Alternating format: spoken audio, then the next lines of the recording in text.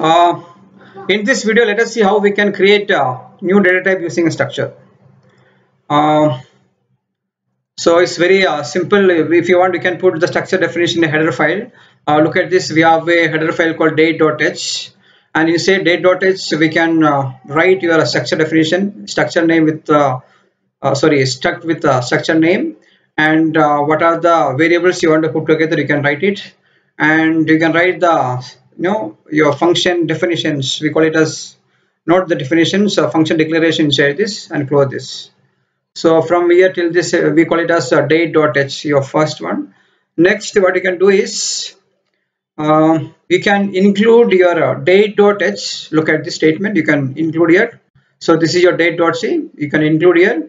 And so here you write the next day struct date p, and you can write if you want to have different functions, you could write it here. And next one is you can write your C program. Yeah, you can write your C program. So where you have to include your date.h, and inside this you can create your structure variable. So please remember that don't forget to include your date.h here. So inside this you are going to create a structure variable which is date. You can initialize and you can call your functions. So this is a way you can use your structure in application programs. I repeat, so your structure definition you can put in a header file called date.h, and inside your application program you have to include your date.h. Rest everything is as usual. So this is a way, these are the two advantages, so these are the two needs or two places where you have to use structures. Next is about the procedure oriented programs. If you take your C program, which is procedure oriented, and your C++ is object oriented. Let me tell you what is the difference. If you take your procedure oriented, the procedures are disassociated with the data. There is no connection between your data and procedures. Data is not part of the procedure because instead they receive a structure variable or their addresses and work upon them. The code design is centered around the procedures. They give more importance to the procedure. What is drawback in this is which is not secure. They are not giving much importance for your data. So data is not secure, which can be manipulated by anybody. Think that we are writing an application program with 25,000 lines. Somewhere in the middle, somebody has changed the data. So you have no idea who has changed it. You should go through every line and you have to find it out who has made the changes. So this is going to be time consuming. So if you look at this thing that somewhere in the program you wrote a code if some condition d.m++. So which is going to do is which is going to increase the date. So what happens? You take it as sorry, this is not date, this is about month. You are going to increase your month by 1, and there are chances that your month may become, think that initially your month is 12, you are going to increase it by 1, so which is going to become 13. So which is no, that is, we cannot take it. This is unacceptable. So, and there are other cases where your new piece of code, that access structure variable will have to be visually inspected and tested again to ensure that it does not corrupt the members of a structure. There is no guarantee for that. So all these kind of issues are in procedure oriented programming. So to brief it, in procedure oriented programs, data are not secure. There is no connection between the procedure and data. Data can freely move around the procedures or programs. Let us come to the object oriented programs. The object oriented program is something like real world objects. If you take the real world objects, most of these objects have internal parts and interface. So this interface enable us to operate them. To make it more simple, if you take, let us take the same example which is in the textbook. Everyone has seen LCD projector in the class. If you look at the LCD projector, there are two switches for that. One is to run the fan, second one is to run the lamp.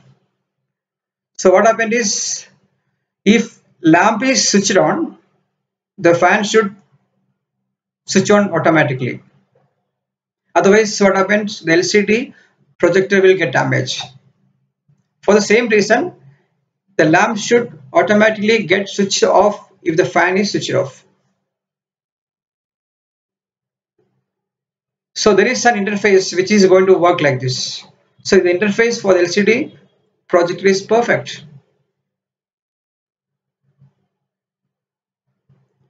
So what happened is, if a perfect interface is required to work on an object, it will also have exclusive right to do so. Should have the right. So coming to C++ programming, for the same LCD projector characteristics is implemented in C++. So what happened is, in C++ or in object-oriented programs, data are not made to move freely around the procedures or the programs. And there are two major features of object-oriented programming. One is inheritance, second one is polymorphism. And I hope everyone know what is inheritance. Inheritance is something like something like you and me. We have inherited certain properties from our ancestors. So this can be done in programs as well. Polymorphism is something like which takes different forms. To take human beings only, they act differently at different interval of time. Same way, you can have a function with the same name. You can have two functions with the same name but different parameters. So function acts differently at different intervals. So this we call it as polymorphism. The coming sections you are going to study this. What is polymorphism? So this please remember, these are the two features of object-oriented programming. Next is the comparison of C++ with C. And if you have studied C++, you'll be knowing what is the difference. Whatever you studied in C, everything is there in C++. Apart from this, C++ has got few keywords than C.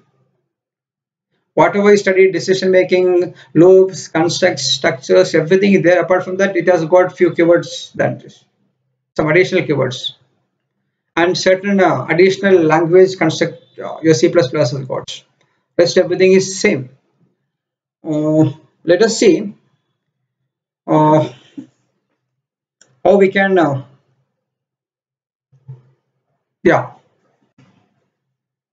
these are the few differences between C and C++. What we do is we use the keyword class instead of structure or struct.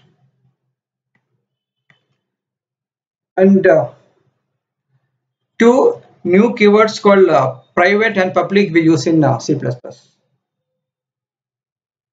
And apart from data members, we have something called class constructors.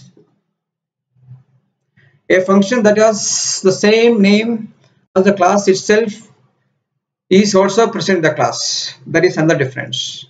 So all the things we are going to see in detail in the coming unit. So please remember this. We have replaced struct with class. We are going to make use of two keywords called private and public. And we have apart from data member, we have a class constructor. And as I told, a few more keywords we have in C++. So that's all for now. Have a nice day.